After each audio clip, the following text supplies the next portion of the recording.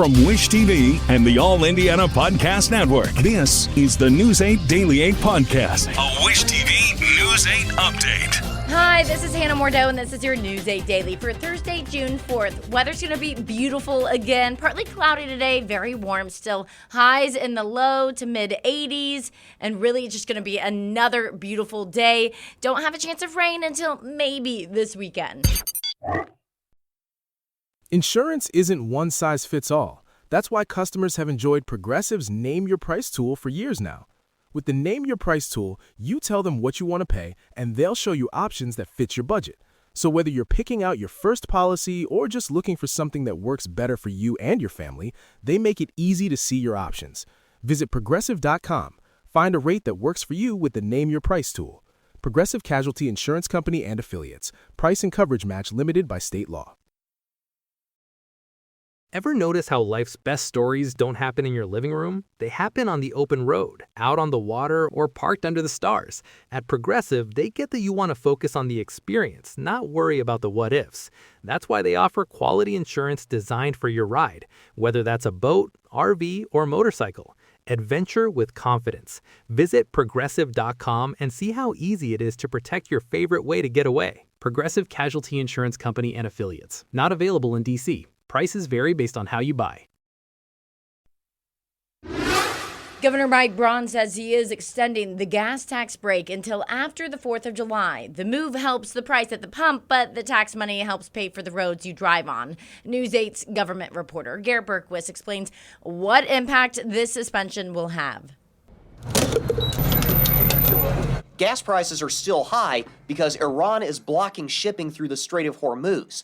That's in response to U.S. airstrikes earlier this year. That's why the governor has now extended the gas tax holiday through early July. We're not canceling any projects. We'll be reviewing it monthly. And when it comes to reimbursing locals, they lose out on some of this.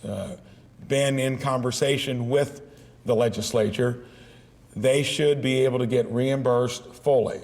The Department of Revenue says the use tax for June is 26.5 cents per gallon. The excise tax is set once a year. It's currently 36 cents per gallon. The governor says suspending those two taxes costs the state about $50 million and $90 million per month, respectively.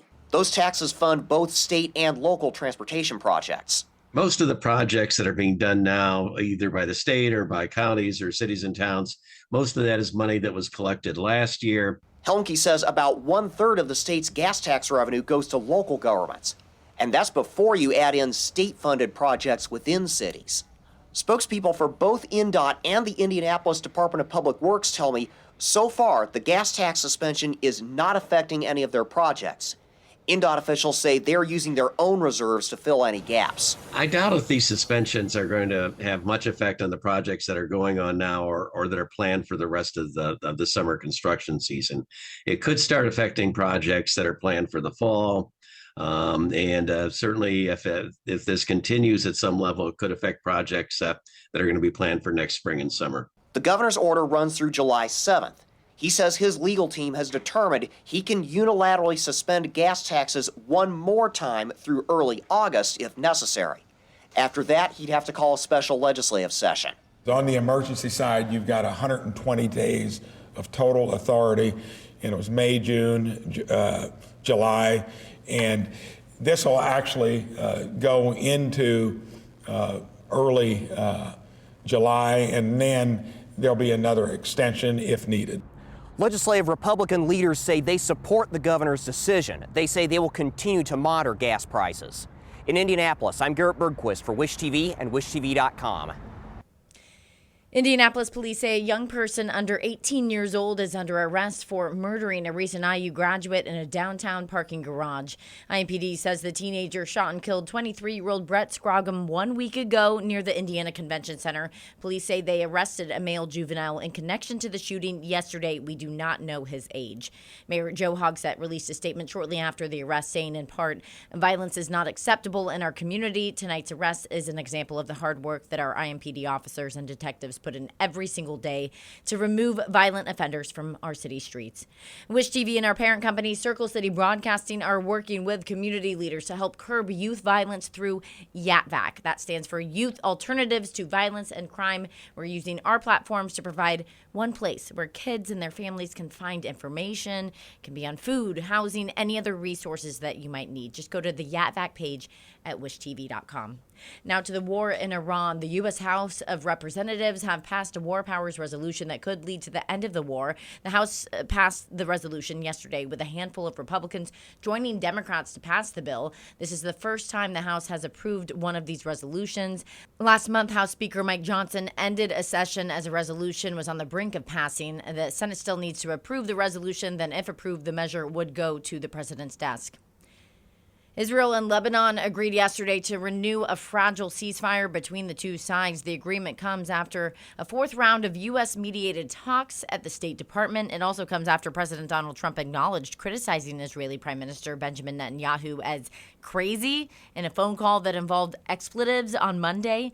Trump says he believes Israel's fighting with Hezbollah militants in Lebanon was holding back U.S. peace talks with Iran. President Trump also says he will nominate Todd Blanche to serve as the new Attorney General. Trump made the announcement in a private dinner yesterday with a formal nomination expected today at some point. Blanche has previously served as Trump's personal lawyer and has been serving as acting Attorney General since Trump removed Pam Bondi from her position in April. Governor Braun says Indiana teenagers will now be able to get their driver's license on their 16th birthday starting next month. The new law goes into effect in July and says new drivers do not have to wait an additional 90 days after they turn 16 to get their license. It allows 16-year-olds to add a motorcycle endorsement to their license, too. Lawmakers say teens will still need a learner's permit, driver's ed, supervised driving practices, and also pass the vision and driver's test in order to get their license. The law does not change the 9-month wait period for new drivers without driver's education.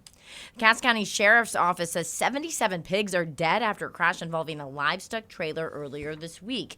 The wreck happened just after 3:30 on Monday afternoon on State Road 25 near US 35. Investigators say a semi-truck pulling livestock and a trailer carrying 170 pigs hit a guardrail, then went off the road and rolled over.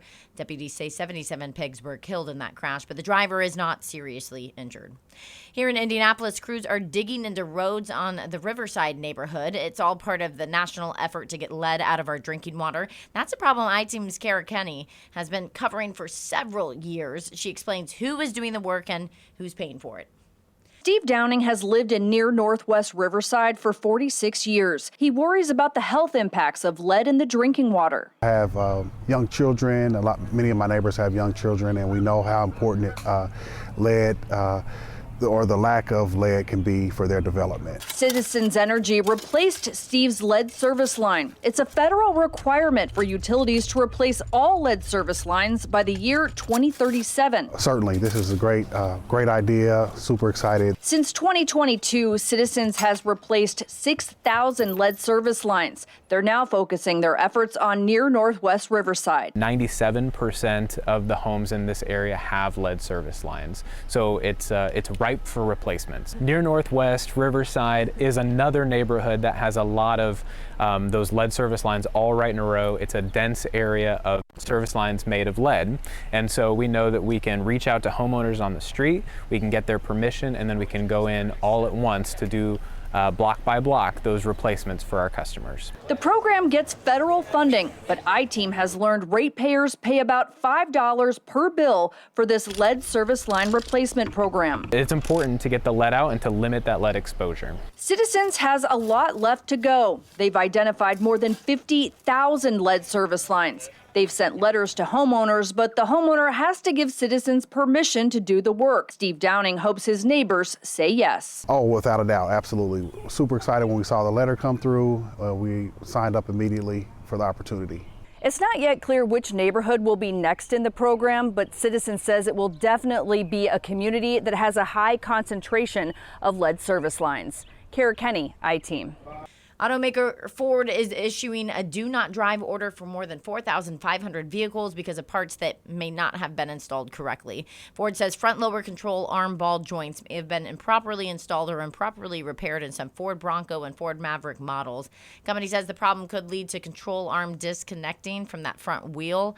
Impacted models include 2021 to 2026 Ford Bronco Sport models and 2022 to 2026 Mavericks. If you have those vehicles, you can get them repaired for free at Ford dealerships. The Indiana Fever are set to start their Commissioner's Cup defense against Angel Reese and the Atlanta Dream tonight. The Fever hope to get back on track after consecutive losses on the West Coast. Guard Sophie Cunningham says the Fever could solve some of their issues by being tougher on the defensive end of the court. We have all the pieces, and now you just got to put the puzzle together. And I think that each year has growing pains, and we're in that right now. Like I said, we have all the pieces we need, but it's owning your role, knowing your role, and also just like being tough. We're just too soft right now, and that's not what our identity is, and so we need to get away from that. Fever play the Dream tonight at Gainbridge Fieldhouse. Tip-off is set for 7 p.m. The Pacers say the team is bringing in a former Purdue star for a pre-draft workout. Point guard Braden Smith will meet with the team tomorrow. Smith is the NCAA's all-time assist leader and was the 2-time All-American with the Boilermakers. The Pacers are also bringing in former IU player Sam Alexis tomorrow. Right now, the Pacers do not have a pick in this year's draft, so the team will likely need to make a trade to end up with either player, really, next season. The New York Knicks are in the lead in the NBA Finals with a Game 1 win over the Spurs. Final score was 105-95. Knicks guard Jalen Brunson scored 30 points, and the Knicks, who finished an 11-0 run, made a little more history. The first team right now to beat the Spurs in Game 1 of the title series. One fan, though, caused commotion during the game, running onto the court, take a selfie before security removed him. Game 2 is set for tomorrow in San Antonio. Tip-off is at 8:30 p.m. In Colts Watch, the team's tight end, Tyler Warren, is heading into year 2 with the team. This summer, he's putting in the work to reach his full potential. Angela Morian talked to him about what feels different as he heads into his second season.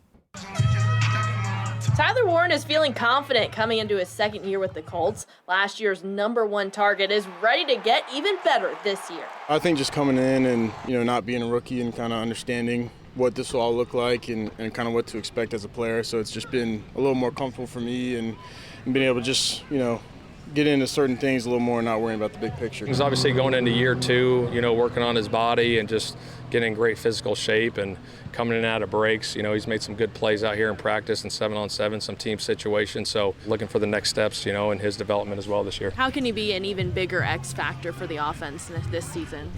Well, I don't know. He's pretty good last year.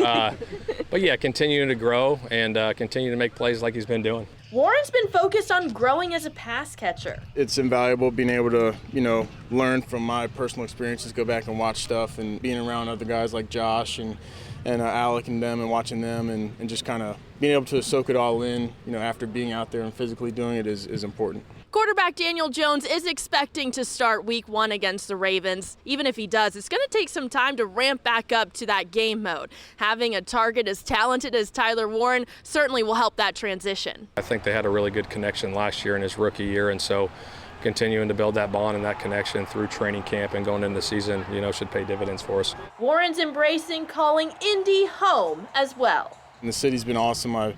I wasn't sure kind of what Indy was like when I first got here, but I like it a lot. The people here are great, and the fans and kind of the support and love they have for, the Colts is awesome to be around. Those Colts fans are hoping for many more Warren touchdowns to cheer for in 2026. Angela Morian, Wish TV and WishTV.com. The Indianapolis Motor Speedway is getting ready for its next big race, the Brickyard 400. Several NASCAR Cup Series teams were at the track yesterday for a tire test before the race. It is the first time that teams have been back to the track since the death of 2-time Brickyard 400 champion Kyle Busch. One driver says he does not take the chance to drive on this historic track for granted. Just amazing, talented race car drivers have gotten to run here and, more importantly, win here. So I never take it for granted. I'm very fortunate and lucky that I still get to come drive a race car and get to come to this special place and run laps. And, hopefully this test will allow us to maybe be in contention to go kiss those bricks again. The Brickyard 400 is scheduled for July 26th. The green flag is set to fly at 2 p.m. This has been your News 8 Daily from Wish TV. I'm Hannah Mordeau. Watch us on Wish TV and wishtv.com. Ever notice how life's best stories don't happen in your living room? They happen on the open road, out on the water, or parked under the stars. At Progressive, they get that you want to focus on the experience, not worry about the what-ifs. That's why they offer quality insurance designed for your ride, whether that's a boat, RV, or motorcycle. Adventure with confidence. Visit Progressive.com and see how easy it is to protect your favorite way to get away. Progressive Casualty Insurance Company and Affiliates. Not available in D.C. Prices vary based on how you buy. For a small business owner, every day is full of surprises. Some great, some not so great. Like when a client cancels their order at the last minute. But here's a surprise you will like. Progressive provides small business owners with 30 customizable coverage options to help keep their business going strong. So go ahead, surprise yourself. Get a quote in as little as 8 minutes at progressivecommercial.com. Progressive Casualty Insurance Company and Affiliates and third-party insurers. Coverage is not available in all states or for all vehicles and coverage selections. This is the News 8 Daily 8 podcast, a Wish TV News 8 update on demand. For even more, on demand and on the go. Connect with Wish TV on Facebook at wishtv.com and on the free Wish TV mobile app. Thank you for listening. And be sure to like, subscribe, and follow this podcast for updates every weekday morning on the All Indiana Podcast Network and wherever you get your podcast.